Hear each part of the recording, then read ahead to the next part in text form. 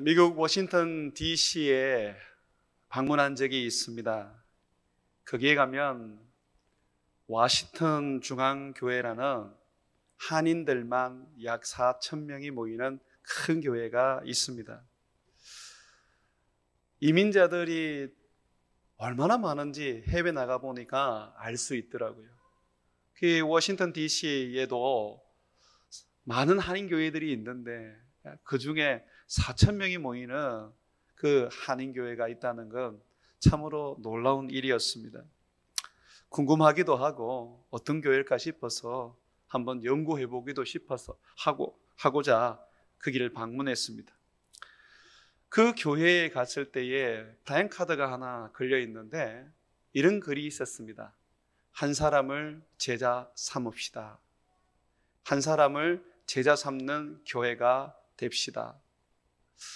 4,000명이나 모이는 교회, 그 교회가 한 사람에게 관심을 가지고 그 한 사람을 제자 삼는 데에 온 교회가 헌신한다라는 부분을 보니까 참으로 놀랍기도 하면서 믿겨지지도 않고 또 그러면서도 저게 내가 생각하고 있는 게 맞나? 교회가 한 사람을 위하여 온 마음을 쏟는 것이 맞나 하는 생각이 들더라고요. 그래서 담임 목사님인 유흥열 목사님 그분의 목회 철학, 어떤 목회에 대한 그분의 생각을 한번 살펴봤습니다. 살펴보니까 제가 생각한 게 맞더라고요. 그분은 한 사람에게 충실히 목회하는 사명을 받았다. 그렇게 자기를 소개해요. 성도들이 4,5천 명 되지만 그러나 자기는 어찌하든지 한 사람에게 마음을 쏟고 그분들을 섬기는 데에 전심을 다하겠다. 그렇게 자기의 목회 철학을 밝혔더라고요. 제가 굉장히 감동을 받았습니다. 그래, 그렇지.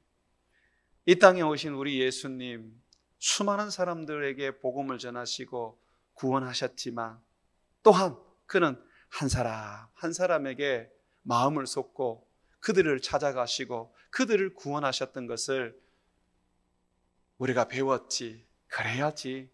교회는 얼마나 많은 사람이 모이느냐, 얼마나 많은 사람들을 구원하느냐를 넘어서 한 사람을 소중하게 여기고 한 사람을 섬길 줄 알고 한 사람에게 전심을 다할 줄 아는 그런 교회가 되어야지 하는 생각과 결심을 하게 되었습니다.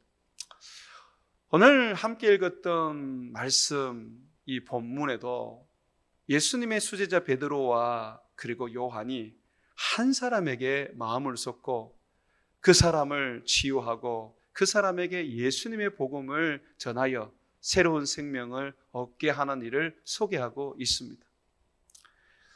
베드로와 사도들이 처음 복음을 전했을 때에 한 번에 3,000명이 예수를 믿었습니다. 베드로와 사도들은 12명밖에 되지 않습니다. 그런데 3,000명을 회심을 시켰습니다. 굉장히 놀라운 일이죠. 많은 사람들을 구원하고 많은 사람들을 교인으로 삼아서 한순간에 큰 교회가 되었던 이 초대교회 예루살렘 교회, 그 교회의 지도자였던 베드로와 요한은 또한 한 사람에게 마음을 쏟고 있었습니다. 기도할 시간이 되어서 베드로와 요한이 성전으로 올라가는데 그때에 성전 문 앞에 나면서 못 걷는 사람 한 사람이 엎드려 구걸을 하고 있었습니다. 이 사람의 삶은 어찌하든지 구걸을 해서 생명을 연장하는 것이었을 거예요. 나면서 걷지를 못했기 때문에 일을 할 수도 없었을 것이고 또 구걸을 하는 거 보니 부모가 재산이 있어서 재산을 준 것도 아닌 것 같아요. 하다 못해서 구걸을 하는 거예요. 그가 아니고는 살 수 있는 그런 길이 없었을 것입니다. 그런데 이 사람에게는요, 하나님을 예배하고자 하는 갈망이 있었습니다. 비록 구걸하는 사람, 나면서 장애를 가지고 그렇게 살아가는 사람, 이스라엘 사람들은 장애가 있으면 성전 안에 못 들어갑니다. 성전에 들어가서 하나님을 예배하고 하나님을 섬길 수 있는 사람은 정상적인 사람이어야 합니다. 건강한 사람이어야 합니다. 장애를 가지거나 또는 문둥병에 걸리게 되면 그 사람들은 부정한 사람, 그 사람들은 죄인으로 취급을 받았습니다. 그러니 하나님에 대한 예배의 갈망을 가지고 있었지만 예배하지를 못했습니다. 장애가 성전 안으로 들어가지 못하게 한 것이죠. 그러니 그는 일평생 할 수 있었던 것은, 나이 40살 될 때까지 할 수 있었던 것은 성전 그 입구까지, 그 사람이 갈 수 있는 곳이었습니다. 더 이상은 못 들어갑니다. 그 입구에서 그 성전에 들어가는 사람들에게 구걸하면서 생명을 연명하는 것이었죠. 이 사람도 예배에 대한 갈망이 참 넘쳤을 건데 자기의 장애 때문에 성전 안에 들어가지 못하고 예배를 드리지 못했습니다. 그는 아마 자기의 운명을 받아들이고 자기 힘으로 할 수 없는 그러한 어떤 장애를 받아들이면서 체념하고 살았을 것입니다. 목사님, 어떻게 못 걷는 사람, 나면서 못 걷는 사람에 대해서 그렇게 생각할 수 있습니까? 라고 여러분이 물으실 텐데요. 그거는 우리가 이 성경을 읽어보니까 이 나면서 못 걷는 사람이 고침을 받았을 때 제일 먼저 한 것이 성전으로 들어간 것입니다. 그리고 그 성전에 들어가서 걸으면서 뛰면서 하나님을 얼마나 큰 소리로 찬양을 했는지 사람들이 그 사람을 보면서 깜짝 놀랐습니다. 성전 안에는 엄청난 사람, 정말 막 수만 명이 들어가 있습니다. 그런데 사람들이 이 고침받은 나면서 이 못 걷는 사람을 주목하게 된 것은 그 사람이 찬양을 하고 그 사람이 뛰면서 하나님을 예배했기 때문에 그렇습니다. 한번 보시죠. 9절에 모든 백성이 그 걷는 것과 하나님을 찬송함을 보고, 그죠? 찬송함을 보고 놀랍고 귀하게 여기게 되는 것이죠. 세상 사람들은 어느 누구도 이 나면서 못 걷는 장애를 가진 그 마음의 갈망, 하나님을 예배하고자 하는 그 갈망, 성전 안으로 들어가서 하나님을 만나고자 하는 그 소망을 이루어 줄 수 없습니다.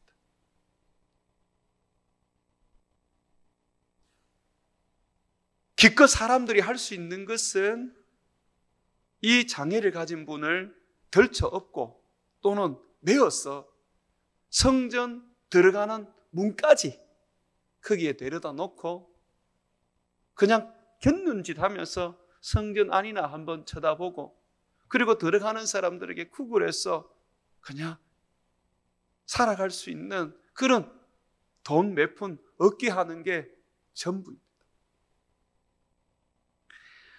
그런데 베드로는 달랐어요. 예수님을 믿는 이 베드로는 정말로 달랐습니다. 한번 성경 말씀을 한번 보시죠. 3장 1절 말씀입니다. 제9시, 여기서 9시라는 것은 오후 3시를 말합니다. 제9시 기도 시간에 베드로와 요한이 성전에 올라갈 때, 베드로와 요한이 성전에 이제 기도하러 가는 겁니다. 또 거기에 성도들이 모이기 때문에 말씀을 전하러 가는 것입니다. 3,000명의 회심한 성도들에게 하나님의 말씀을 가르치려 성전으로 들어가는 겁니다. 자, 2절에 보시면 나면서 못 걷게 된 이를 사람들이 메고 오니 이는 성전에 들어가는 사람들에게 구걸하기 위하여 날마다 미문, 아름다운 문이라고 이름하는 그 성전에 들어가는 문이 하나 있습니다. 이 미문, 아름다운 문이라는 곳에 사람을 두었다고 말합니다. 자, 그때에 3절 보십시오. 그가 베드로와 요한이 성전에 들어가려 함을 보고 구걸하거늘 베드로와 요한이 더불어 주목하여 이르되 우리를 보라. 그가 그들에게 무엇을 얻을까 하여 바라보거늘 베드로가 이르되 은과 금은 내게 없거니와. 베드로가 뭐라 그러냐면 구걸하는 사람에게 난 돈이 없다라고 말합니다. 그 순간 자기를 주목하라고 했던 그 나면서 못 걷는 분은 어떤 마음을 가졌겠습니까? 이 사람들이 지금 날 가지고 장난치나? 주목하라고 그래놓고 뭔가를 주겠다고 그렇게 신호를 보내놓고 내가 주목을 하니까 뭔가 큰 걸 줄까 싶어서 바라보니까 나는 돈이 없다라고 말을 하니 이게 이 사람들이 나를 놀리는 게 아닌가, 조롱하는 게 아닌가 라고 생각을 했을 줄도 모릅니다. 자, 그러면서 이 베드로와 요한이 말합니다. 내게 있는 것은 은과 금이 아니다. 내가 당신에게 뭔가 좀 나누어 줄 수 있는 그런 경제적인 여유가 없다. 그렇지만 내게 있는 것으로 나는 당신에게 주겠다. 여기 보십시오. 내게 있는 이것을 너에게 주노니 나사렛 예수 그리스도의 이름으로 일어나 걸으나 하고 오른손으로 잡아 일으키니 발과 발목이 곧 힘으로도 뛰어서서 걸으며 그들과 함께 성전으로 들어가면서 걷기도 하고 뜨기도 하며 하나님을 찬송하더라. 베드로는 달랐어요. 비록 세상적으로는 물질이 없었고 세상적으로는 나누어 줄 수 있는 그런 돈이 없었던 가난한 사람이었지만 그러나 그는 정말 영적으로 부유했고 하늘나라의 사람으로서 세상에 줄 수 없는 것을 가지고 있었습니다. 그게 무엇입니까? 바로 예수 그리스도 이름입니다. 예수 그리스도의 이름. 그는 예수 그리스도의 이름을 안질뱅이에게 주었습니다. 그랬더니 그 이름이 그 안질뱅이를 깨끗하게 고쳐서 40년 동안 걷지를 못했는데 깨끗하게 고쳐서 뛰게 하고 걷게 하면서 성전 안으로 들어가서 그가 그렇게 갈망하던 하나님께 예배하는 삶을 살게 해 주었습니다. 사랑하는 여러분, 오늘 여러분 이 나면서 못 걷는 이 장애를 가진 분을 고친 이 기적은요, 예루살렘 교회에서 사도들이 다른 곳으로 복음을 전하기 위하여 흩어지기 전에 일어난 많은 기적과 이적 중에 유일하게 실려 있는 하나의 이적입니다. 성경에 보면 사도들이 얼마나 많은 이적과 기적을 행했는지 모릅니다. 또 그렇게 했다고 말합니다. 그런데 지금 사도행전에 예루살렘에서 사도들이 행했던 많은 기적 중에 딱 하나, 나면서 못 걷는 사람을 고친 것을 성경에 기록해서 우리에게 보여주고 있습니다. 이것은 상징적인 메시지이고 우리에게 뭔가를 전하고자 하는 대표적인 메시지입니다. 나면서 못 걷는 사람은 바로 세상 사람들을 말해주고 있습니다. 나면서 못 걷는 사람은 자기가 뭔가를 잘못해서 못 걷게 된 게 아니에요. 장애를 가진 게 아니에요. 태어나 보니까 그렇게 돼 있는 거예요. 여러분, 우리들이 그렇습니다. 우리들이 죄인이 돼버렸고 우리들이 그 죄로 인하여 죽음의 그 형벌을 받게 된 거, 우리가 뭔가 죄를 저질렀고 우리가 뭔가 문제를 일으켰기 때문에 된 게 아니에요. 이 세상에 태어나 보니까 우리의 조상들의 아담과 하와의 그 범죄가 우리에게 유전되고 그거로 인해서 우리는 죽게 되었고 우리는 영원한 지옥에 들어갈 수밖에 없는 그러한 형벌을 받게 된 거예요. 나의 의지와 상관이 없는 거예요. 그러다 보니까 하나님이 계시는 성전에, 하나님이 계시는 천국에 들어갈 수가 없게 되는 거예요. 문 앞까지는 어떻게 갈 수가 있는데 못 가는 거예요. 착하게 살아보고 천국 가려고, 또는 구제도 해보고, 때로는 수도 생활도 해보면서 어떻게든지 천국에 가려고 애를 써보지만 못 가는 거예요. 문 앞에까지밖에 못 가는 거예요. 우리들의 모습을 지금 이 나면서 못 끊는 분을 통해서 보여주고 있는 것입니다. 그런데 예수 그리스도의 이름이 이 사람을 고치고 성전에 들어가서 하나님을 예배하게 만드는 것입니다. 여러분, 우리가 지음을 받은 이유가 있습니다. 하나님이 왜 우리를 창조하셨을까요? 이사야서 43장 21절에 보게 되면 이 백성은 내가 나를 위하여 지었나니 나를 찬송하게 하려 함이라. 그래서 예수 믿는 사람이 가장 중요하게 여겨야 할 우선순위는 바로 예배입니다. 예배. 하나님이 우리를 지으신 이유, 하나님이 우리를 구원하신 이유가 예배입니다. 그런데 우리는 다른 생각을 가지고 있지요. 예수 믿어서 우리가 얻어야 하는 그 어떤 축복을 뭘 생각합니까? 천국 가는 거, 부자 되는 거, 병 고치는 거, 이런 것들을 우리는 생각을 합니다. 그런데요, 하나님께서 우리를 구원하셔서 자기 백성 삼으신 것은 하나님께서 우리로 하여금 하나님 앞에서 하나님을 예배하고 하나님을 영화롭게 하는 거였어요. 이 일을 하기 위하여 주님이 오셨고 십자가에 못 박혀 죽으심으로 이 일을 이루셨습니다. 그리고 이 일을 위하여 주님은 교회를 세웠습니다. 그래서 교회는요, 예배를 위해서 존재해야 합니다. 영혼 구원이 우리에게 가장 중요한 사역입니다. 그러나 그 구원이 결국은 하나님 앞에 나와서 예배하게 만드는 것으로 가야 하는 것입니다. 내가 예수 믿어서 천국 가니까 나는 다 됐다. 괜찮다. 내가 그냥 내 마음대로 살고 하나님을 좀 떠나 살고 내 하고 싶은 대로 살면 좀 어떠나? 나중에 죽을 때 회개하고 주님 잘못했다고 고백하고 그래 천국 가면 되지. 여러분, 천국이 목적이었으면 하나님이 여러분을 구원하는 순간에 데리고 가셔야죠. 주님은요, 여러분을 구원하셔서 하나님을 예배하게 하기 위해서 구원하기 위해서 이 땅에 남겨두시는 것입니다.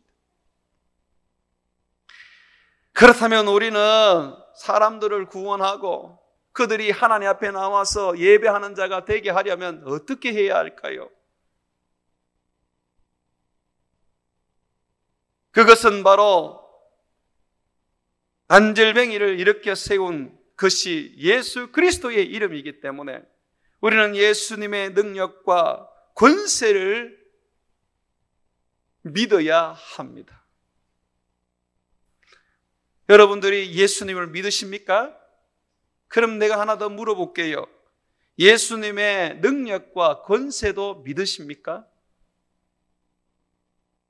예수님은 어떤 능력과 권세를 가지고 있습니까? 오늘 보니까 예수의 이름으로 일어나 걸으라 그랬더니 안절뱅이가 그냥 고침을 받아버리고 일어나 걷습니다. 굉장한 능력을 가지고 있는 이름입니다. 예수님은 우리 죄를 위하여 십자가에서 죽으셨습니다. 그런데 죽음이 예수님을 붙잡을 수가 없었어요. 3일 만에 예수님은 다시 살아나셨습니다. 인간으로서 죽음을 이기고 영원한 생명으로 다시 살아나신 분은 예수님밖에 없습니다.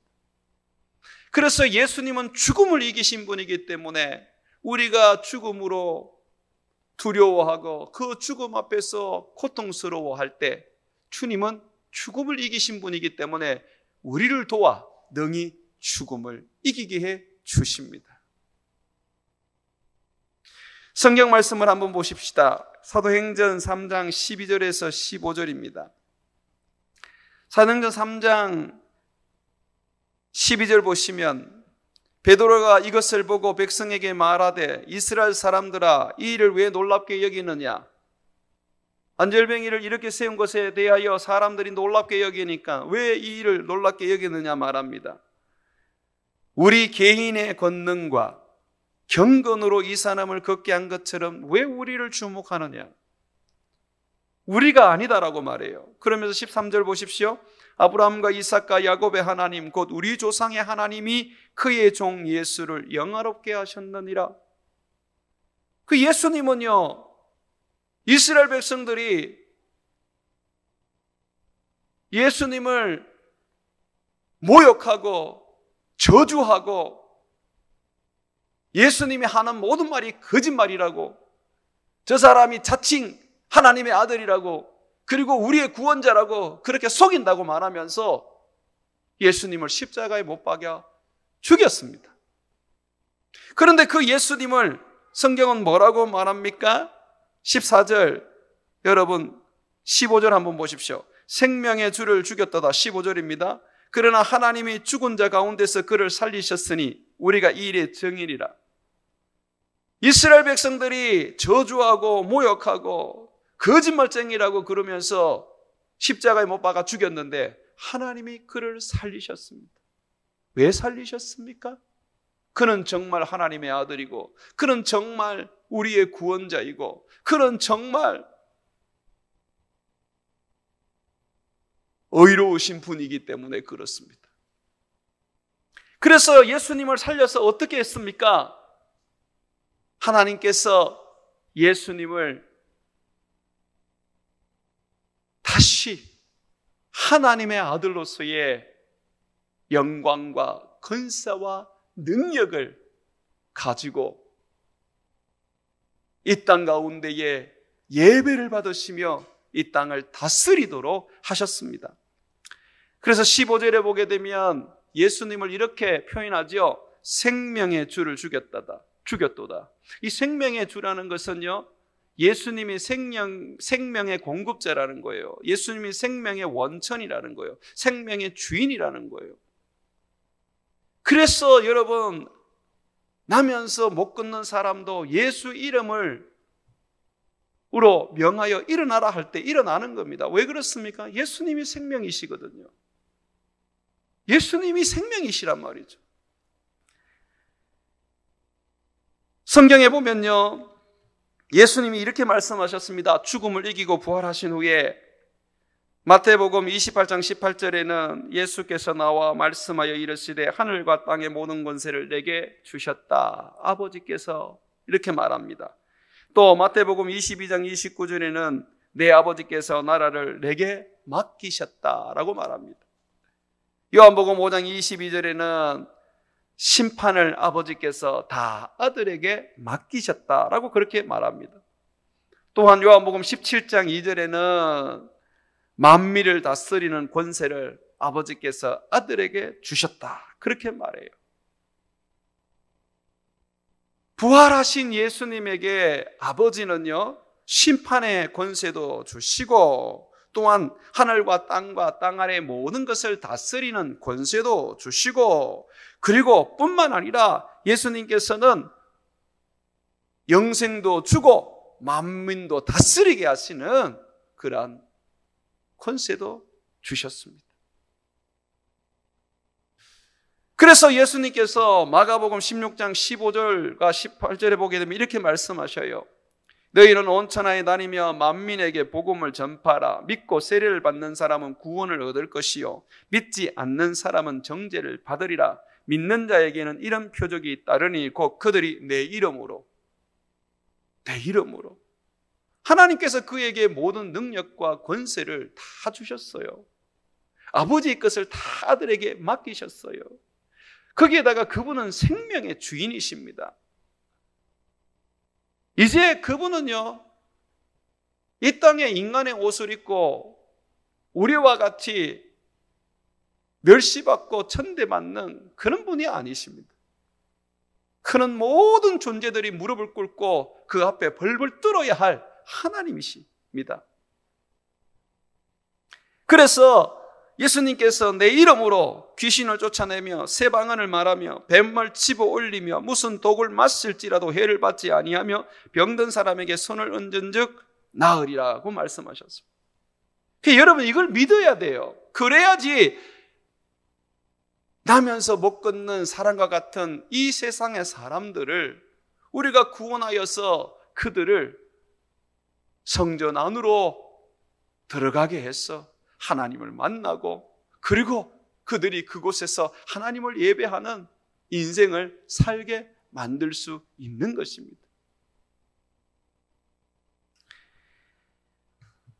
그렇다면 내가 예수님의 권능과 예수님의 권세와 예수님의 능력만 믿으면 될 것이냐? 그렇지 않습니다.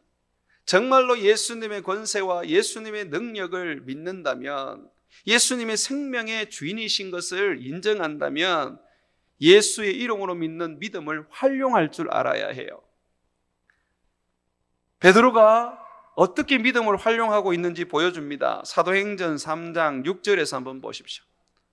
사도행전 3장 6절을 보게 되면 베드로가 이르되 은과 금은 내게 없거니와 내게 있는 이것을 내게 주노니 나사렛 예수 이름으로 일어나 걸어라 했습니다. 자, 이럴 때 일어나 걸어라 이렇게 말했는데 일어나 걸었습니까?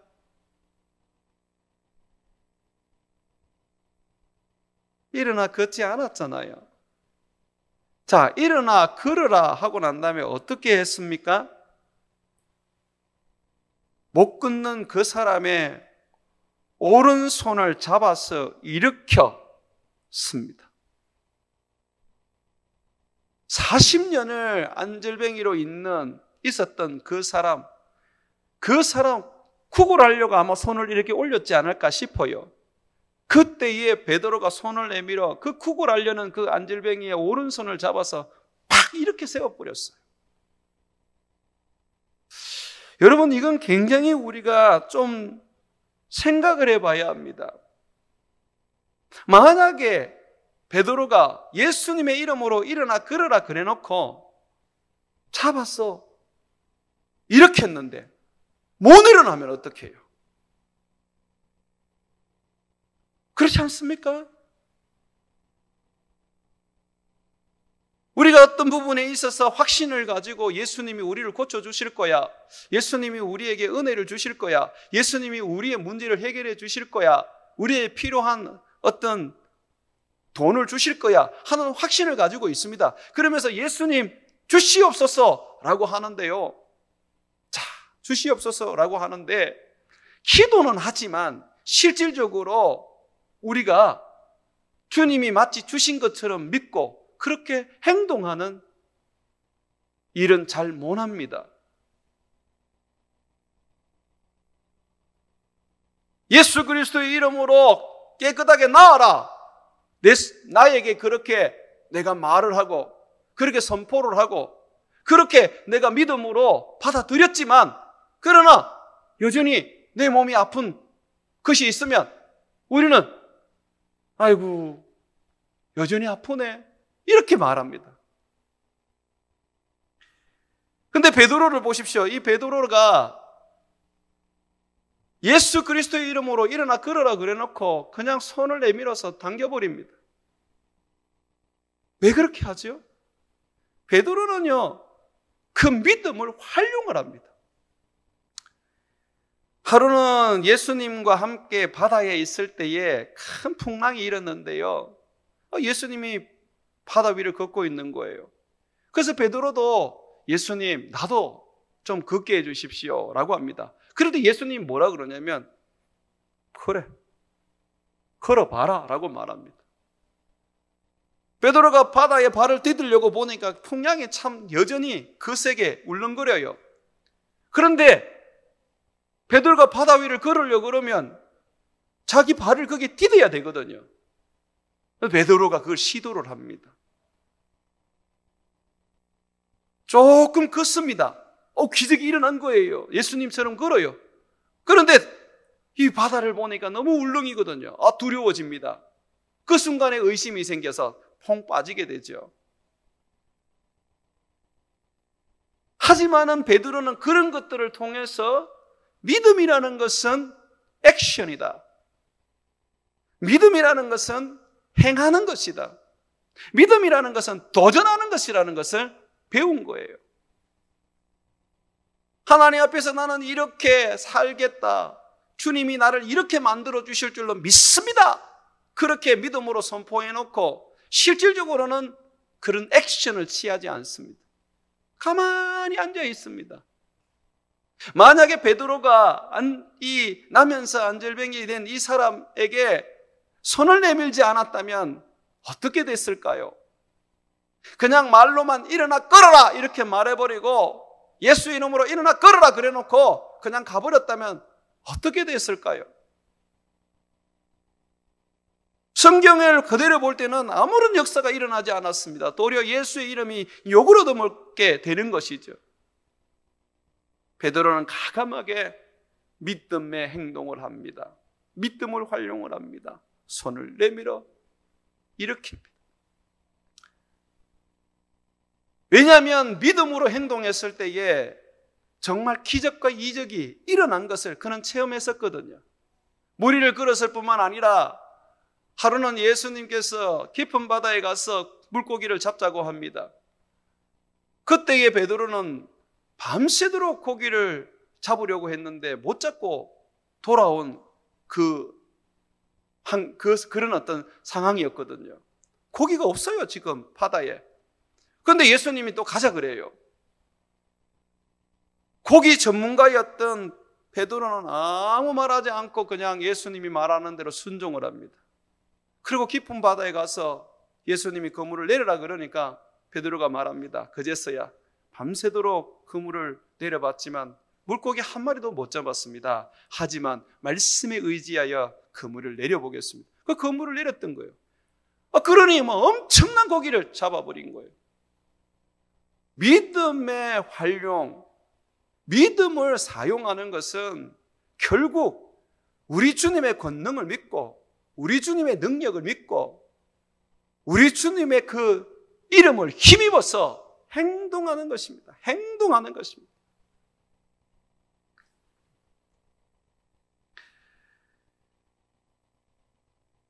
그런데 때로는 우리가 믿음으로 행동을 하는데 믿음으로 그물을 내리기도 하고 믿음으로 손을 잡고 당겨보기도 하는데 아무런 역사가 일어나지 않을 때가 있습니다. 이거는 어떻게 되는 건가요?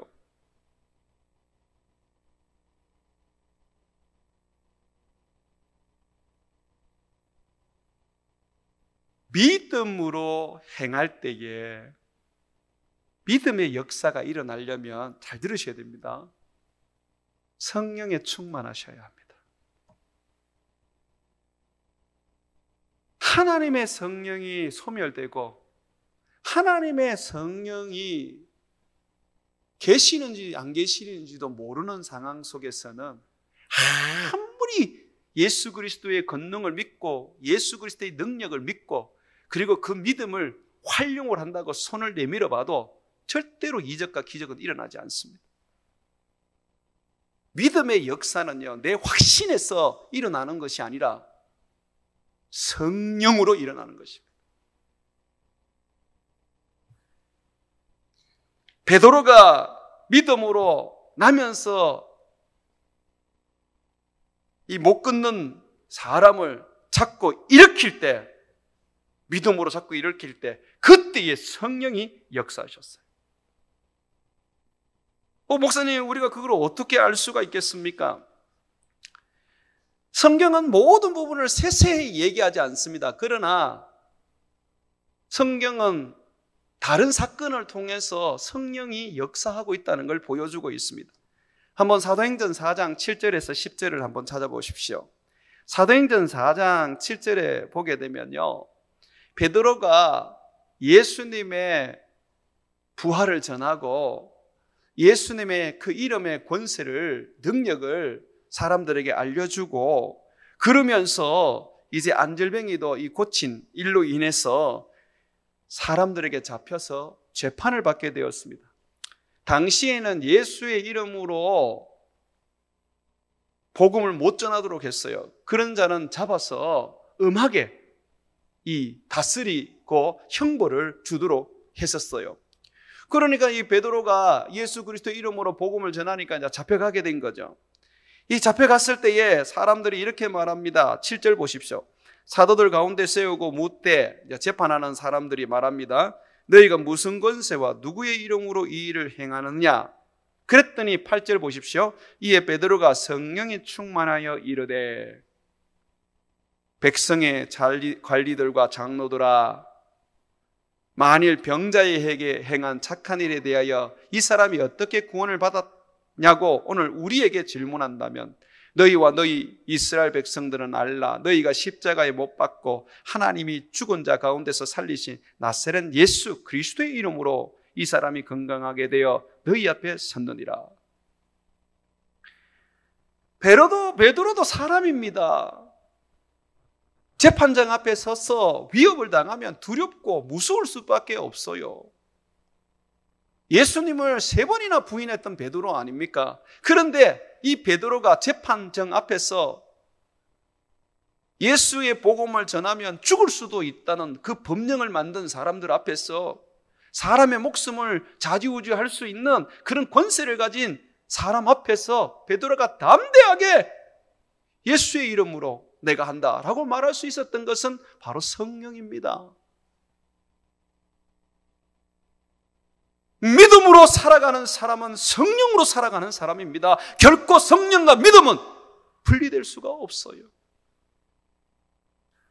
성령이 소멸되고 성령에 충만하지 않거든 여러분들이 믿음으로 뭔가를 하셨으면 안 됩니다. 왜냐하면 실망하실 테니까요. 아무것도 여러분들이 역사를 보지 못하실 거니까요. 그러나 성령으로 충만하고 성령으로 말미암아 여러분들이 지금 살아가고 있고 내 안에 있는 성령을 느낄 수 있다면 여러분들이 믿음을 활용해 보십시오. 믿음대로 됩니다.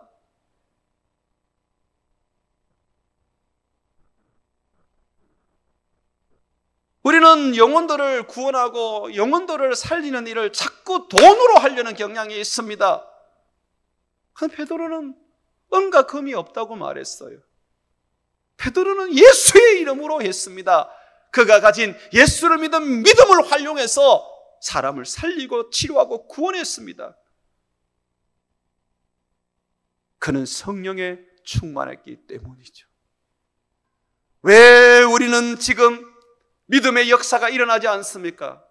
예수님의 그 능력과 예수님의 권세와 예수 이름의 그 기적을 믿는데, 그리고 때로는 우리는 손을 내밀어서 사람들을 이렇게 세우려고 끌어내는데 왜 안 됩니까?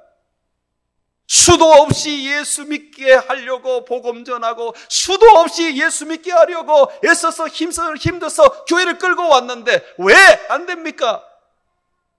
내가 성령에 충만하지 못해서 그래요. 믿음이 문제가 아니라 내가 문제인 거예요. 그래서 예수님께서는요, 야, 어디 가지 마라. 예루살렘에 남았어. 너희는 성령을 받아라. 그 성령을 받아야 권능을 행하게 되고 복음을 전할 수 있다고 말씀하셨습니다. 한번 같이 보시죠. 사도행전 1장 8절입니다. 1장 8절 우리가 나누었던 말씀이죠. 우리 같이 읽습니다. 1장 8절 시작. 오직 성령이 너희에게 임하시면 너희가 권능을 받고 예루살렘과 온 유대와 사마리아와 땅끝까지 이르러 내 증인이 되리라 하시니라. 여기 보면 성령이 임하시면 너희가 권능을 받는다 그래요. 이 권능이 믿음의 역사지 않습니까? 믿음으로 행해질 때 나타나는 거 아닙니까? 그런데 이걸 누가 하세요? 성령이 하는 거예요. 베드로가 말하잖아요. 내 개인의 경건과 내 개인의 능력으로 이 안절뱅이를 고친 게 아니라고요. 그럼 누가 하셨습니까? 예수 그리스도의 이름이 있다고요. 그 이름을 누가 능력 있게 그 이름대로 기적을 일으킵니까? 성령이시죠. 성령. 그러면 우리가 성령에 충만하려면 어떻게 해야 됩니까? 성경은요, 성령의 충만은 기도 없이는 절대로 안 된다고 말합니다. 그러면 이렇습니다. 기도 없이는 성령 충만 없고 성령 충만 없이는 믿음의 역사는 일어나지 않습니다. 믿음이 있다 할지라도 믿음의 역사는 일어나지 않습니다. 믿음으로 행한다고 할지라도 믿음의 역사는 일어나지 않는 것입니다. 그래서 주님의 일을 하는 사람들, 영혼을 구원하는 사람들, 주어진 일에 하나님의 이적과 기적을 맛봐야 하는 사람들, 귀신을 쫓아내고 병을 고쳐야 되는 사람들, 기도해야 합니다.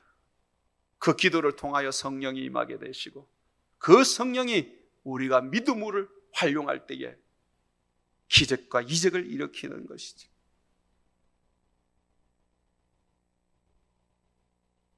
베드로는 그러면 그렇게 살았을까요? 예, 항상 기도했어요. 사도행전 4장 29절 31절 보십시오. 여기 베드로의 그 사도들의 그 기도가 나오는데, 그 기도 중에서 4장 29절과 31절에 보게 되면요, 이렇게 기도합니다. 주여, 이제도 그들의 위협함을 굽어 보시옵고, 또 종들로 하여금 담대히 하나님의 말씀을 전하게 하여 주시오며, 손을 내밀어 병을 낫게 하시옵고, 표적과 기사가 거룩한 종 예수의 이름으로 이루어지게 하옵소서. 이렇게 기도합니다. 예수의 이름으로 이루어지게 해달라고. 그랬더니 여러분 보십시오. 31절, 빌기를 다음에 모인 것이 진동하더니 무리가 다 성령이 충만하여 담대히 하나님 말씀을 전하니라. 그렇게 기도했더니 성령이 충만하게 임해버리는 거예요. 그랬더니 정말 그들이 담대하게 복음을 전하고 예수의 이름으로 병을 고치고 이적을 일으키는 거죠. 여러분, 사도들이요, 복음을 전하기 전부터, 또 복음을 전하면서부터, 또는 사도들이 아니라 나중에 예수를 믿은 사람들, 그들이 다 어디에 마음을 쏟습니까? 기도에 마음을 쏟습니다. 사도행전 1장 14절에 보게 되면 예수님을 하늘로 보내고 난 다음에 모여서 그들은 오로지 기도에 힘씁니다. 성경은 그대로 씁니다. 오로지 기도에 힘쓴다. 그리고 사도행전 2장 42절에 보게 되면 또한 오로지 기도에 힘쓰더라. 이 사람들은 3,000명 회심한 사람들입니다. 베드로와 사도들의 설교를 듣고 오로지 기도에 힘씁니다. 나중에 구제할 일이 많이 생겨서 사도들이 구제를 하는데 기도가 소홀해져요. 그랬더니 집사를 세워서 그 구제하는 일을 맡겨놓고 오로지 기도하는 일과 말씀 전하는 일에 전념을 하게 됩니다. 그렇게 기도하는 삶을 살니까 하나님의 성령이 그들에게 임할 수밖에 없고, 하나님의 성령이 그들에게 임하니까 믿음의 역사가 일어나는 겁니다. 목사님, 왜 저는 안 고쳐집니까? 둘 중에 하나입니다. 내가 병들었는데 안 고쳐지는 것은, 하나는 하나님께서 안 고치고 싶어요. 그거 고쳐놓으면 교만해지고 하나님을 떠나기 때문에 하나님께서 평생 하나님께서 자기 곁에 두시려고 하나님이 그렇게 하시는 겁니다. 하나는 기도가 부족해서 그렇습니다. 더 해보십시오.